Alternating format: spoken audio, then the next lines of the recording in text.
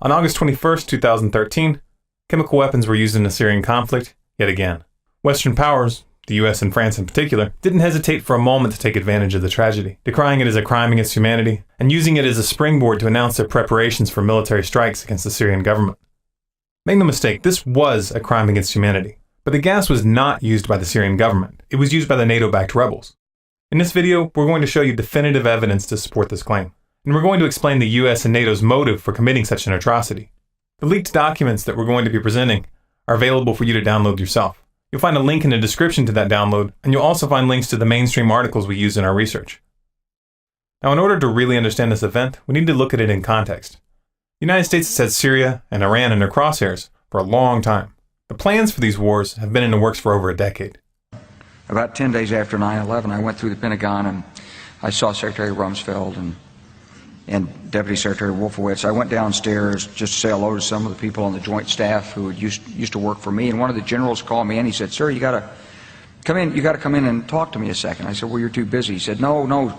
He says, "We've made the decision. We're going to war with Iraq." This was on or about the 20th of September. I said, "We're going to war with Iraq. Why?" He said, "I don't know." He said, "I guess they don't know what else to do." So I said, "Well, did they find some information connecting Saddam to Al-Qaeda?" He said, No. He says, "There's nothing new that way. They've just made the decision to go to war with Iraq." He said, "I guess it's like we don't know what to do about terrorists, but we've got a good military and we can take down governments." And he said, "I guess if the only tool you have is a hammer, every problem has to look like a nail." So I came back to see him a few weeks later, and by that time we were bombing in Afghanistan. I said, "Are we still going to war with Iraq?" And he said, "Oh, it's worse than that." He said, he reached over on his desk, he picked up a piece of paper, and he said, I just got this down from upstairs," meaning the Secretary of Defense's office today, and he said, "This is a memo that describes how we're going to take out 7 countries in 5 years, starting with Iraq and then Syria, Lebanon, Libya, Somalia, Sudan, and finishing off Iran." The US government doesn't like to present its wars as empire building. They prefer to paint themselves as defenders of democracy and human rights. To accomplish this little public relations sleight of hand, they've proven time and time again that they're willing to flat out make stuff up, and they're willing to kill thousands of people to advance their political objectives. We saw a blatant example of this in the Iraq War, where they tried accusing Saddam of still harboring the chemical weapons that the US had provided him in his war against Iran. Even back in the 80s, the US was trying to take out the Iranians. They didn't like the fact that their puppet, the Shah, had been ousted in 1979. And as Wesley Clark pointed out, the end game is still Iran. For a long time, they tried going after Iran directly by accusing them of building nuclear weapons. But this line of worn-out propaganda fell apart when elements within the CIA and Mossad came forward stating that there was no evidence that Iran even intended to build such a weapon. You can only cry wolf so many times before people start rolling their eyes. So these chicken hawk neocons switched their strategy and decided to go after Syria to get to Iran. They know that Syria and Iran have a mutual defense agreement, and if NATO forces enter Syria, Iran will be drawn into the fight. Rather than attacking Syria directly, the US and NATO have been running a proxy war by arming and funding the Syrian rebels, also known as the FSA, funneling these resources through their allies in the region. To obscure the source of this support, Qatar has been used to purchase the weapons from countries like Sudan, then route them to Syria via Turkey. Qatar is a close military ally of the US. They provided tank support in the Gulf War of '91, and Qatar served as a U.S. Central Command headquarters during the U.S. invasion of Iraq in 2003. Fast forward to January of 2013 when it was revealed that emails and a large quantity of sensitive documents from Britam Defence, a UK-based military contractor, were leaked by a hacker. These documents exposed a proposal coming from Qatar to launch false flag chemical weapons attacks in Syria and blame it on the Syrian government. According to the documents, the plan had the full support of Washington, and enormous sums of money had been offered for the project. The person sending these emails was David Goulding, the managing director of Britam. The addressee was Philip Doughty, dynamic director and founder of Britam Defence.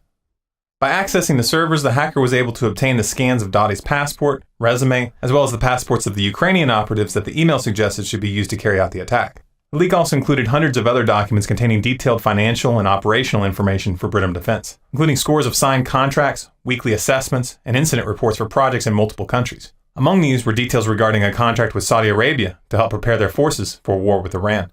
The leaks also depicted a tight business relationship with the infamous war profiteer, Halliburton. The documents acquired by this hacker were not easy to come by. Most of the places where they were uploaded were taken down very quickly without explanation. However, we did manage to get the files, and we've spent quite a bit of time analyzing them. After investing this time, it's very clear to us that they're real. But don't take my word for it. Just take a look in the description for the download link and go verify for yourself. This leak was never mentioned by the mainstream media at all in the United States or Europe. And there was no investigation whatsoever, even though what was being discussed here was clearly plans to commit a war crime. 3 months passed, and on March 19th, sarin gas was used in Syria near Aleppo. Israel and the US promptly blamed the Syrian government for the attacks, even though many of those who were killed were Syrian government soldiers. Obama began talking about the event as a red line that had been crossed, and the warmongers began their saber-rattling in earnest. However, the UN insisted on investigating the issue themselves, and on May 6, 2013, UN investigator Carla Del Ponte went public stating that evidence from their investigation indicated that it was the Syrian rebels who had used the sarin gas, and that there was no indication that the Syrian government had launched any chemical attacks whatsoever. Russia's UN ambassador, Vitaly Churkin, agreed with Del Ponte after Russian experts visited the location where the projectile struck and took their own samples of the material from the site. Those samples were then analyzed at a Russian laboratory certified by the Organization for the Prohibition of Chemical Weapons. According to the lab results, they found that the presence of hexogen, utilized as an opening charge, and which is not used in standard chemical munitions, pointed to the attack being launched by the rebels. Rather than cover this development, the mainstream media did what they always do when they don't want the public to look at something. They simply changed the subject. Now, of course, the fact that the US-backed rebels had attempted to frame the Syrian government in order to build support for a NATO invasion would be bad enough. They were trying to start a war of aggression. But let's remember that sarin gas was in fact used. This means that the US and its allies were willing to commit a blatant war crime, killing scores of civilians in order to justify toppling Assad. Nor did the US withdraw their support after this event. In fact, they increased it. In July, the US began openly discussing, quote, kinetic strikes against Syria, as if their lies hadn't been exposed. This, of course, brings us to the attack on August 21st, 2013, where they attempted once again to frame the Syrian government for the use of sarin gas, and once again, they got caught. The first wave of media coverage tried to pin the attack on the Syrian government, and the US and France instantly came out condemning Assad. By August 24th, the Pentagon had already announced plans for missile strikes. But even as they did, their story was already falling apart. The Syrian army came forward that same day with footage to back up their report that they had uncovered a massive chemical weapons cache in rebel tunnels in the Damascus suburb of Jobar. This is the exact neighborhood where the chemical attack took place. The Syrian government's version of events is backed up by several key bits of evidence. 1. On May 31st, 2013, security forces in Turkey found a 2-kilogram cylinder filled with sarin gas after searching the homes of Syrian militants. 2. On July 7th, the Syrian army went public about a chemical lab that they had found belonging to the rebels in the city of Banias. And 3. We already have these documents clearly showing that the US was backing a plan to frame the Syrian government with chemical weapons. All of this clearly shows that the rebels had the means and the intent. However, the most obvious variable in this equation is motive. The only parties that benefit from launching this attack are the Syrian rebels, the US, and its NATO allies.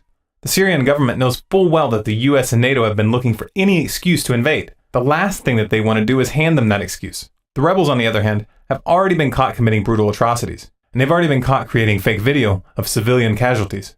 The clip you're watching right now is one of the most famous examples. This chemical attack, launched on August 21st, fits with their previous pattern. The rebels further exposed their hand when 2 days after the attack, they released a video statement vowing to strike back with any and all means. They claimed to have access to chemical weapons, and they stated that they now intended to use them in the conflict with zero reservations from this point forward. Essentially, they're using their own crime as a pretext to openly start using chemical weapons in combat.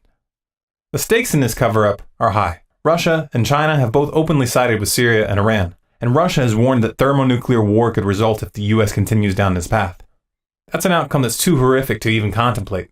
However, even if that worst-case scenario is averted, this is still a matter of life and death for the Syrian and Iranian people. If the US invades, a lot of civilians are going to die. Their situation is not going to be improved by the US attacking, any more than it was in Iraq or any of the other countries that we've toppled.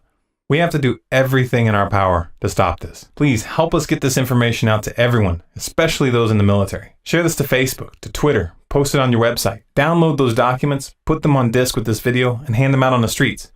If you're in the military and you find this video, please send it to your commanding officer and to everyone that you trust in your unit.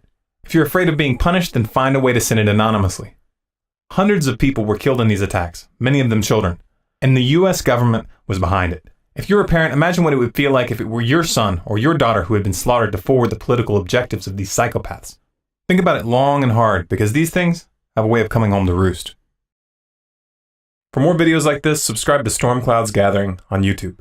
For updates, bonus content, and to influence future videos, follow us on Facebook at facebook.com/stormcloudsgathering. Our Twitter handle is Collapse Updates, and our website is stormcloudsgathering.com.